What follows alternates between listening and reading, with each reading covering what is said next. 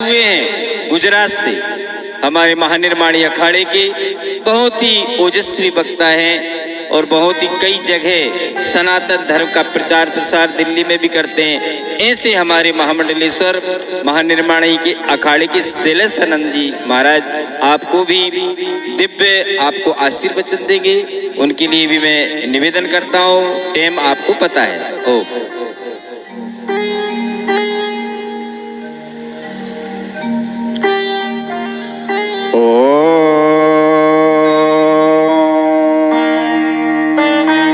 शंकरं शंकराचार्यं केशवं बादरायणं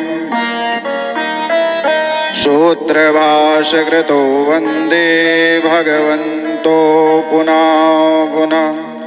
ईश्वरो गुरुरात्मेति मूर्तिभेदो विभागिने व्योमवद्व्याप्तदेहाय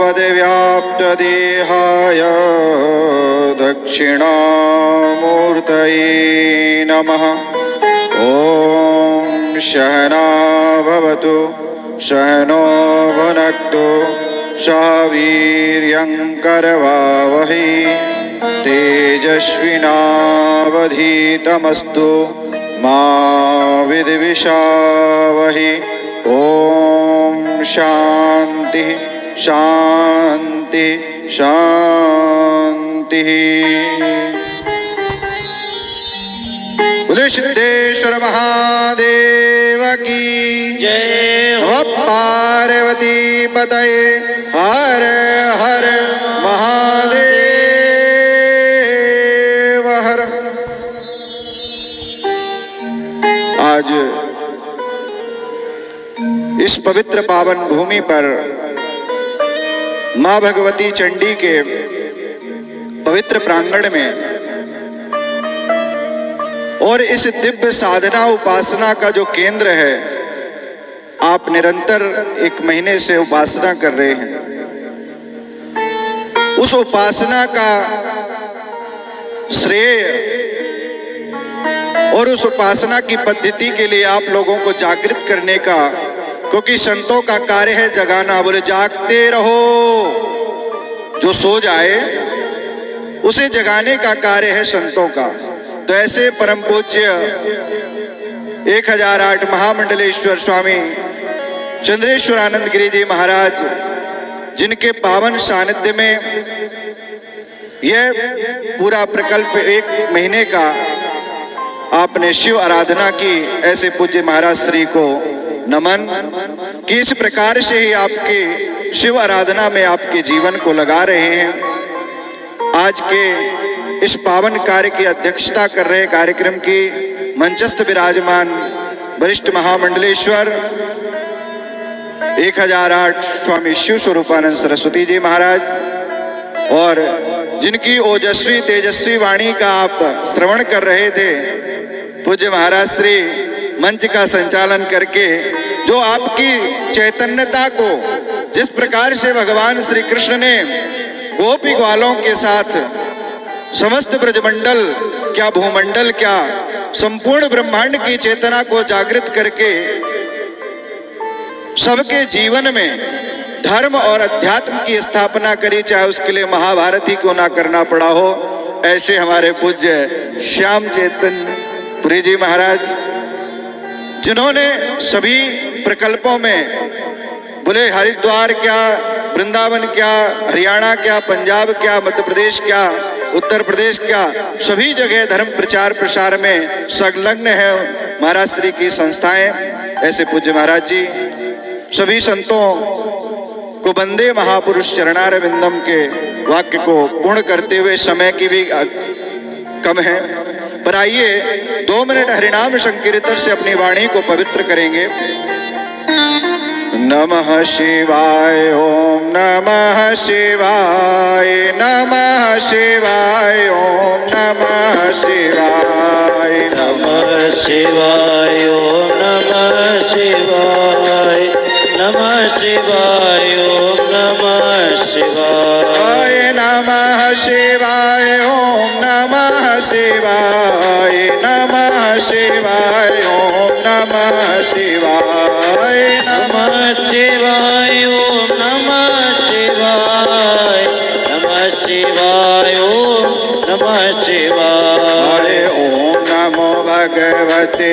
वासुदेवाय। ओम नमो भगवते वासुदेवाय। ओम नमो भगवते वासुदेवाय।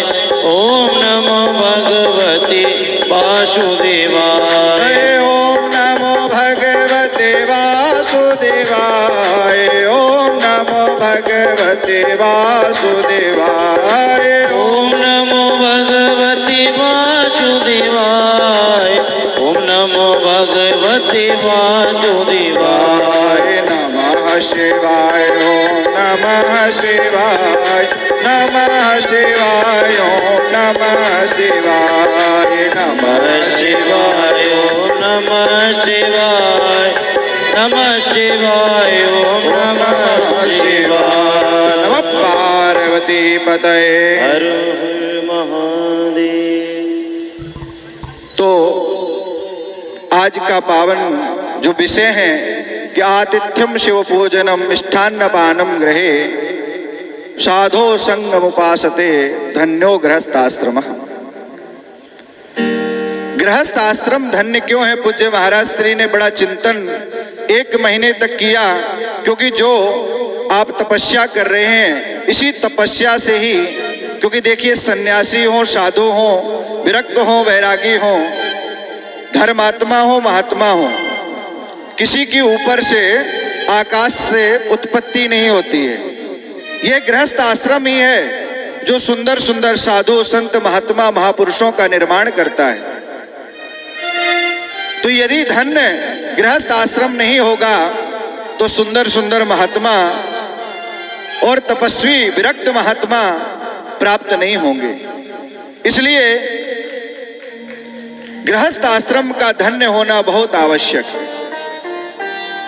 संपूर्ण गृहस्थों को यह समझना होगा कि 1 महीने नहीं, 1 दिन नहीं, हमारे जीवन में प्रतिदिन हर पल हर क्षण परमात्मा का चिंतन बना रहे। इसीलिए पूज्य महाराज श्री ने इस विषय को रखा कि आपके जीवन में ज्यादा ना सही, लेकिन क्या, आतिथ्य, अतिथि का स्वागत सत्कार, आपके भोजन में मधुरता। क्योंकि यदि जिस प्रकार का कहते हैं खाएंगे अन्न वैसा होगा मन, तो यदि मन की वृत्ति को साधना है तो अन्न की साधना भी बहुत जरूरी है। महादेव तो कृपालु हैं, यदि उनका जीवन में प्रादुर्भाव हो जाए, उनके पूजन का नित्य हमारे जीवन में आगमन हो जाए तो क्या होता है? बोले पूजन नित्य करने का तो बहुत बड़ा फल है। यदि कोई गलती से भी महादेव की सेवा कर ले, जैसा कि एक बहुत बड़ा चोर था, एक दिन उसे बड़ी भूख लगी, कुछ खाने को नहीं मिल रहा था। सामने देखा कि एक शिवालय है, महादेव का मंदिर है, अंधेरा है, चोर को अंधेरा चाहिए, उजाले में जा नहीं सकता। ऐसे ही हमारा मन बड़ा चोर है, बड़ा पापी है। इसे जैसे ही अंधेरा मिलता है ये चोरी करने लग जाता है, पाप करने लग जाता है। अभी देवताओं ने, ब्राह्मणों ने आपको बहुत सुंदर तरीके से यजन करवाया। जजाग्रतो दूर मुदयति दैवंतो दुसुप्तस्या तथैवैति दूरंगमं ज्योतिखान ज्योतिरेकांतन्मे मनः शिव संकल्पमस्तु। जीवन में शिव संकल्प उत्पन्न हो। क्यों? बोले जागते हुए जजाग्रतो दूर मुदयति, जो हमारा मन है वो क्या करता है? वेद कह रहा है कि ये मन जागते हुए हमारी वृत्ति चित्त से बहुत दूर चला जाता है। इसलिए सोते समय ये आकर के हमारे चिंतन को भी भंग करता है। जिस प्रकार से हम जागते हुए क्रिया और कर्म करते हैं, उन्हीं का चिंतन ये हमारे सुषुप्त अवस्था में, सोने के स्वप्न अवस्था में भी प्राप्त होता है। तो जिस प्रकार से आप दिन भर भगवान शिव का पूजन करते हैं तो आपके सपने में भी पूजन आता होगा।